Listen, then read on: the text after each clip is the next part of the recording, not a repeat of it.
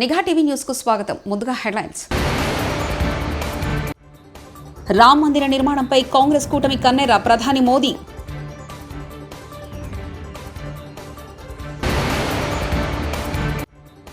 $3,000 pension మేమే ఇస్తున్నాం Jagan.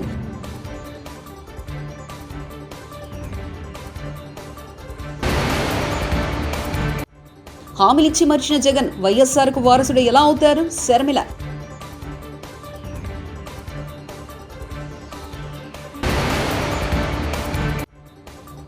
CM Revanth కాన్వాయ్లో ఒక్కసారిగా పేలిన కార్ టైర్.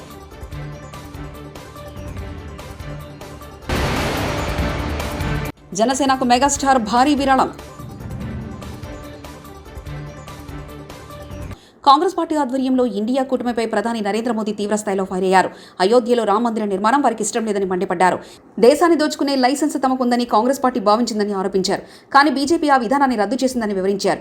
ఛత్తీస్గఢ్లోని బస్తర్లో నిర్వహించిన ఎన్నికల ప్రచారంలో పాల్గొన్న మోదీ ఈ వ్యాఖ్యలు చేశారు. ఛత్తీస్గఢ్ వాసుల 500 ఏళ్ల కళ నెరవేరిందని ప్రధాని ఈ ప్రాంతం రాముడి పూర్వీకుల పుణ్యభూమిగా ప్రసిద్ధిగాంచిందని కొనియాడారు. 500 साल बाद ये सपना पूरा हुआ तो इसकी सबसे अधिक खुशी प्रभु राम के ननिहाल छत्तीसगढ़ को होना बहुत स्वाभाविक है. लेकिन कांग्रेस और इंडी गठबंधन राम मंदिर बनने से बहुत नाराज है. कांग्रेस के शाही परिवार ने राम मंदिर की प्राण प्रतिष्ठा का न्योता ठुकरा दिया. कांग्रेस के जिन नेताओं ने इस कदम को गलत बताया उन्हें पार्टी से निकाल दिया गया. और एकाध दो जो अगर वहां पहुंच गए प्राण प्रतिष्ठा में प्रभु राम के चरणों में सर झुकाया तो उनको 6 साल के लिए पार्टी से निकाल दिया. ये दिखाता है कि कांग्रेस तुष्टीकरण के लिए किसी भी हद को पार कर सकती है. कांग्रेस ने जो घोषणा पत्र बनाया है उसमें भी मुस्लिम लीग की छाप है. తెలంగాణ ముఖ్యమంత్రి రేవంత్ రెడ్డి వికారాబాద్ జిల్లా కొడంగల్లో పర్యటించబోతున్నారు. హైదరాబాద్ నుంచి కొడంగల్ వెళ్తుండగా మార్గ మధ్యంలో సీఎం కాన్వాయ్లో ఓ కారు టైర్ ఒక్కసారిగా పేలిపోయింది. అయితే ఎవరికి ఎలాంటి ప్రమాదం జరగలేదు. డ్రైవర్ అప్రమత్తతో పెను ప్రమాదం తప్పినట్లయింది. మరోవైపు సీఎం భద్రతా సిబ్బంది ఊపిరి పీల్చుకున్నారు. వెంటనే ఆ టైర్ను రిపేర్ చేయడానికి స్థానికంగా ఉన్న మెకానిక్ కు సిబ్బంది పిలిపించారు. ఈ ఘటన జరిగాక ఈ ఒక్క కారు తప్ప మిగిలిన వాహనాలతో రేవంత్ కొడంగల్ చేరుకున్నారు. కొద్దిసేపటి క్రితమే కొడంగల్ పట్టణంలో తన నివాసానికి ముఖ్యమంత్రి చేరుకున్నారు. స్థానిక నేతలు కార్యకర్తలు పెద్ద ఎత్తున తరలివచ్చి రేవంత్ కు ఘన స్వాగతం పలికారు. జనసేన పార్టీ ఎన్నికల నిర్వహణకు మెగాస్టార్ చిరంజీవి ₹5 కోట్ల విరాళం అందజేశారు. జనసేనకు విజయస్తు విజయీభవ అని పవన్ కళ్యాణ్ ను దీవించారు. పవన్ కళ్యాణ్ కు 5 కోట్ల చెక్కును ఆంజనేయ విగ్రహ సమక్షంలో చిరంజీవి అందజేశారు. హైదరాబాద్ శివార్లలో ముచ్చింతలో నిర్విరామంగా విశ్వంబర షూటింగ్ లో చిరంజీవి బిజీగా ఉన్నారు. అన్న ఆశీర్వాదం కోసం షూటింగ్ వద్దకు పవన్ కళ్యాణ్ వెళ్లారు. భవిష్యత్తు బాగుండాలంటే కాంగ్రెస్ ను ఆదరించాలని మంత్రి సీతక్క అన్నారు.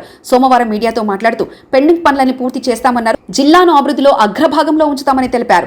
దేహాలు మొక్కలైనా పర్వాలేదని దేశం కోసం పనిచేసింది ఇందిరాగాంధీ కుటుంబమని చెప్పుకొచ్చారు. బీజేపీ మతాల గురించి తప్ప పనుల గురించి చెప్పరని విమర్శించారు. మోదీ వచ్చి ఆదిలాబాద్కు ఏమిచ్చారని ప్రశ్నించారు. ఆంధ్రప్రదేశ్లో వైసీపీ ప్రభుత్వం తప్ప భారతదేశంలోని ఏ రాష్ట్రంలోని నెలకు $3,000 పెన్షన్ ఇవ్వలేదని సీఎం జగన్ తెలిపారు. వెంకటాచలంపల్లిలో పెన్షన్ లబ్ధిదారులతో ముఖాముఖిలో జగన్ మాట్లాడారు. 56 నెలలుగా మన ప్రభుత్వంలో 1వ తేదీ ఉదయమే పెన్షన్ అందించాం. 66 లక్షల మందికి పైగా పెన్షన్ అందిస్తున్నాం. ఏ రోజైనా చంద్రబాబు అవ్వాతాతల గురించి ఆలోచన చేశాడా అని ఆయన అన్నారు.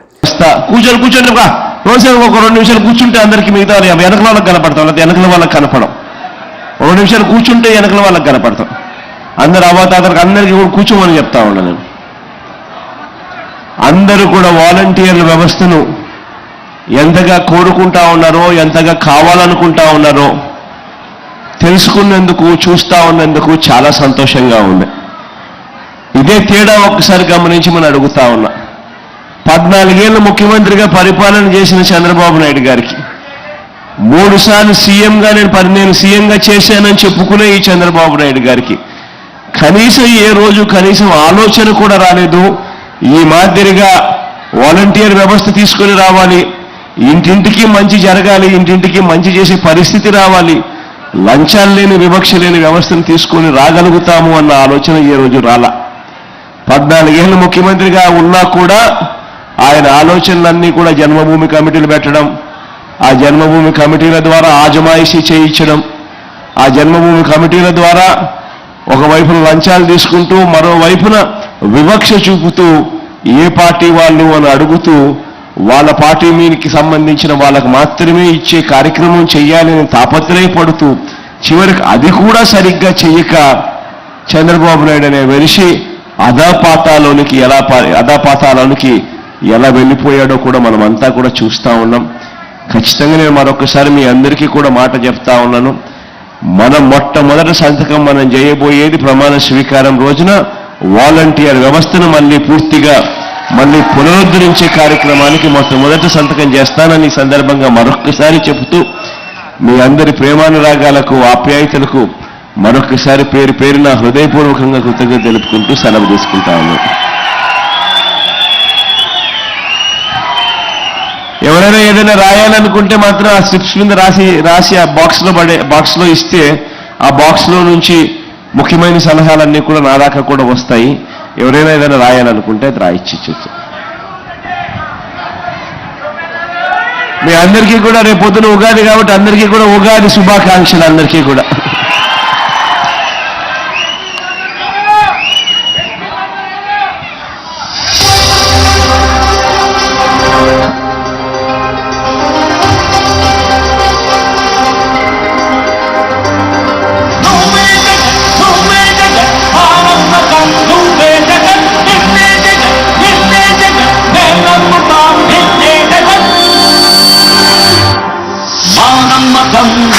జగన్ మేం నమ్ముతాం నిన్నే జగన్, మా నమ్మకం నువ్వే జగన్, మేం నమ్ముతాం నిన్నే జగన్, మా నమ్మకం నువ్వే జగన్,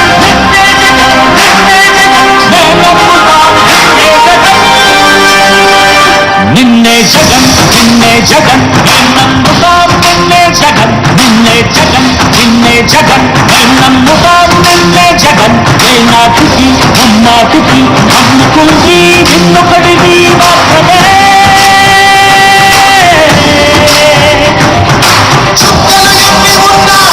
మా కూతురివి నువ్వే, మా దిక్కుల నిలబడి తలబడి నిలిచిన నేతవు భాగము దూతము సామి నువ్వు. హామీలిచ్చి మరిచిన జగన్ వైఎస్ఆర్కు వారసుడు ఎలా అవుతారని ఏపీపీసీసీ అధ్యక్షులు వైఎస్ షర్మిల ప్రశ్నించారు. వైఎస్ఆర్ జిల్లాలో ఆమె ఎన్నికల ప్రచారం నిర్వహించారు. జగన్ పాలనకు వైఎస్ఆర్ పాలనకు పొంతనే లేదని మండిపడ్డారు. హంతకులకు ఓటు వేయొద్దని ప్రజలకు విజ్ఞప్తి చేశారు.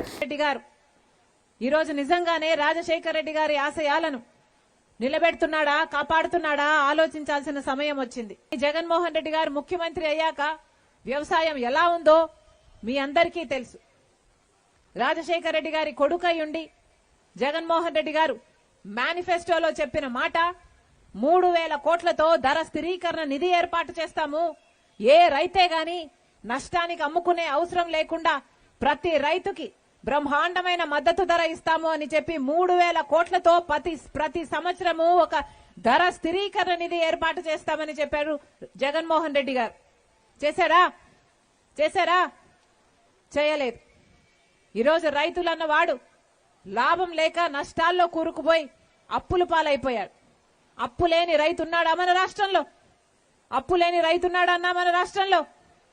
మొత్తం అందరము నాశనం అయిపోయారు. ఆలోచన చేయండి. ఆ రోజు రాజశేఖర రెడ్డి గారి కొడుకు జగన్మోహన్ రెడ్డి గారు చెప్పిన మాట 4,000 కోట్లతో పంట నష్టపోతే, వరదొచ్చో కరువొచ్చో పంట నష్టపోతే ఒక నిధి ఏర్పాటు చేస్తాము, ఏ రైతు నష్టపోయినా ఆ నిధిలో నుంచి డబ్బులు ఇస్తాము అని చెప్పారు జగన్మోహన్ రెడ్డి గారు. ఎంతమంది పంట నష్టపోతే ఎంతమందికి డబ్బులు ఇచ్చింది ఈ ప్రభుత్వం? వైసీపీ ప్రభుత్వం ఎవరికీ డబ్బులు ఇవ్వలేదు. అసలు రైతులు నష్టపోతున్నాము, ఆత్మహత్యలు చేసుకుంటున్నాము అని గోలు పెట్టినా పట్టించుకొని ప్రభుత్వము జగన్మోహన్ రెడ్డి గారి ప్రభుత్వంలా తయారైంది. ఒక రైతులే కాదు, మొత్తం అందరినీ మోసం చేసింది వైసీపీ ప్రభుత్వం. ఆలోచన చేయండి. మాట మీద నిలబడేవాడు రాజశేఖర్ రెడ్డి గారు. కానీ జగన్మోహన్ రెడ్డి గారు ఎన్ని మాటలు ఇచ్చారు. మేనిఫెస్టోలో పూర్తి మద్యపాన నిషేధం అన్నాడు. అక్క చెల్లెలందరూ, నా అక్క చెల్లెలు మీకు మాటిస్తున్నారు, పూర్తి మద్యపాన నిషేధం చేయకపోతే అసలు ఎన్నికల్లో ఓట్లు కూడా అడగను అన్నాడు జగన్మోహన్ రెడ్డి గారు. గుర్తుందమ్మా? మేనిఫెస్టో అంటే నాకు భగవద్గీత లాంటిది, నాకు ఖురాన్ లాంటిది, నాకు బైబిల్ లాంటిది మేనిఫెస్టోలో పెడుతున్నాను పూర్తి మద్యపాన నిషేధం అన్న జగన్మోహన్ రెడ్డి గారు ఈ రోజు పూర్తి మద్యపాన నిషేధం చేయకపోగా ఆఖరికి ఈ రోజు వైసీపీ ప్రభుత్వమే, జగన్మోహన్ రెడ్డి గారి ప్రభుత్వమే మద్యం అమ్ముతుంది అంటే ఇక ఇంతకంటే దిక్కుమాలిన ప్రభుత్వం ఏముంది అని అడుగుతున్నాం.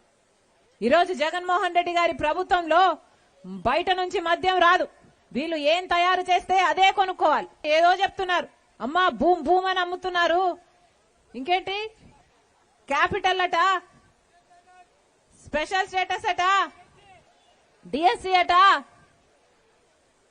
అయ్యా జగన్మోహన్ రెడ్డి గారు వాగ్దానాలన్నీ ఎక్కడ నిలబెట్టుకున్నారయ్యా అంటే ఎక్కడ? అన్ని మద్యం షాపులో నిలబెట్టుకున్నారు. ఇదేనా రాజశేఖర రెడ్డి గారి ఆశయాలను నిలబెట్టడం అంటే? ఇదేనా? ఉందా ఇప్పుడు ఫీజు రీంబర్స్మెంట్? ఇప్పుడు ఫీజు రీంబర్స్మెంట్ లేదు కదా. కనీసం బిడ్డలు కూలీ నాలి చేసి కన్న తల్లిదండ్రులే అప్పు సొప్పు చేసి పిల్లల్ని చదివించినా కూడా ఉద్యోగాలు రావటం లేదు. ఏం చెప్పాడు జగన్మోహన్ రెడ్డి గారు? అధికారంలోకి రాకముందు 2,30,000 ఉద్యోగాలు ఖాళీగా ఉన్నాయి, నేను అధికారం లేకొచ్చిన వెంటనే భర్తీ చేస్తానని జగన్మోహన్ రెడ్డి గారు ఈ రోజుకి 5 సంవత్సరాలు అవుతుంది. ఈ రోజుటి వరకు కూడా ఇంకా 2,25,000 ఉద్యోగాలు ఇంకా ఖాళీగానే ఉన్నాయి. మరి ఎందుకు భర్తీ చేయలేదు? నేను అధికారం లేకొచ్చిన వెంటనే మెగా డిఎస్సి అమలు చేస్తాను అన్నాడు. మరి ఈ రోజు ఏమైంది? ఈ రోజు జగన్మోహన్ రెడ్డి గారు 23,000 ఉద్యోగాలు ఖాళీగా ఉంటే మెగా డిఎస్సి ఇస్తానని చెప్పిన వాడు ఈ రోజు దగా డిఎస్సితో 6,000 ఉద్యోగాలకు నోటిఫికేషన్లు ఇచ్చారు. అది కూడా ఎప్పుడు ఇచ్చారు? ఎన్నికలకు ముందు. అంటే 5 సంవత్సరాలు నిద్రపోయారు. కనీసం కుంభకర్ణుడైనా మేలే. 6 నెలలు నిద్రపోతారు, 6 నెలలు పని చేస్తారు. జగన్మోహన్ రెడ్డి గారు అయితే 4.5 సంవత్సరం నిద్రపోయారు. ఇప్పుడు ఎలక్షన్లు వచ్చాయని మేలుకొని 2 నెలల క్రితం నోటిఫికేషన్లు ఇస్తే ఆ నోటిఫికేషన్లు ఎప్పుడు అయ్యాలి? ఆ పరీక్షలు ఎప్పుడు రాయాలి? వీళ్ళకు ఉద్యోగాలు ఎప్పుడు రావాలి? జగన్మోహన్ రెడ్డి గారు నిజంగా రాజశేఖర రెడ్డి గారి ఆశయాలను నిలబెట్టేవాడు. ఆంధ్రప్రదేశ్లో సీఎం జగన్ తిరిగి అధికారంలో రావడం చాలా కష్టమని ప్రముఖ ఎన్నికల వ్యూహకర్త ప్రశాంత్ కిషోర్ చెప్పడంపై మంత్రి బొత్స సత్యనారాయణ స్పందించారు. చంద్రబాబు కోసమే ప్రశాంత్ కిషోర్ ఏపీ రాజకీయాల గురించి మాట్లాడుతున్నారని, లీడర్ అంటే ప్రజల దృష్టిలో జగన్ అనే విషయాన్ని గుర్తించాలని పీకకు మంత్రి బొత్స హితో పలికారు. అందుకే రాష్ట్ర ప్రజలందరూ కూడా ఆయన దర్శిస్తున్నారు. అందుకే ఒక్కడే ఒంటరిగా చెప్తున్నాడు, నాకు మీ ఇంట్లో మంచి జరిగితేనే, మీరు నన్ను నమ్మితేనే నాకు ఓటు ఇవ్వండి. మీకేమైనా నష్టం జరిగితే, మీకేమైనా నేను కష్టం చేశానుకుంటే నాకు వద్దని చెప్తున్న నాయకుడు ఎవరు ఉన్నాడు దేశంలో? నేను తిరుగుతున్నా కదా ప్రశాంత్ కిషోర్, తెలియదా నీకు? చెప్పించి అవుతానన్నమాట.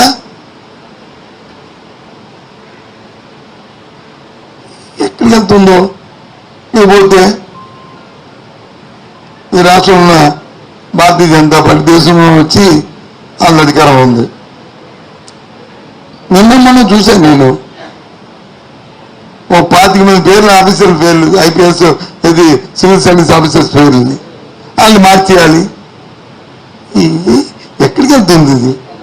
స్పెసిఫిక్గా ఒకటైనా ఎవరైనా తప్పు చేశారని వాళ్ళు వేరే చూపెట్టి రాయడం తప్పు కాదు, ఎలక్షన్ కమిషన్.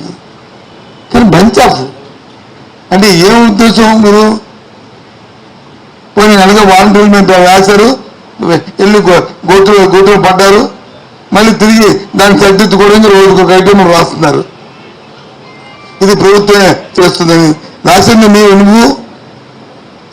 ఆ పెన్షన్ 10 పెన్షన్ కింద చేసింది చంద్రబాబు నాయుడు అని అంటుకో, మళ్ళీ తిరిగి వచ్చి దాన్ని నా కింద పడి మీద పడడానికి నానా బాధపడతాం. ఇక్కడ ఏంటి అమ్మన్నాడు, ఏం చేశారు? మళ్ళీ ఐపీఎస్ ఆఫీసర్, ఆ ఆఫీసర్లు జగన్మోహన్ రెడ్డి వచ్చి వాళ్ళని అపాయింట్ అయ్యారా?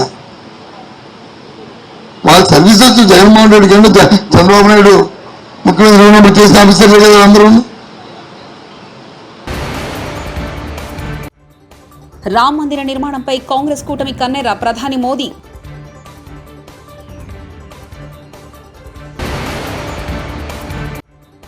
$3,000 పెన్షన్ మేమే ఇస్తున్నాం జగన్.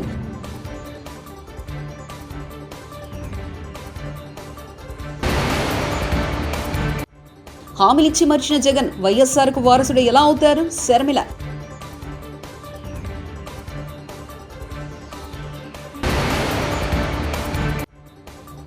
సీఎం రేవంత్ కాన్వాయ్లో ఒక్కసారిగా పేలిన కారు టైర్.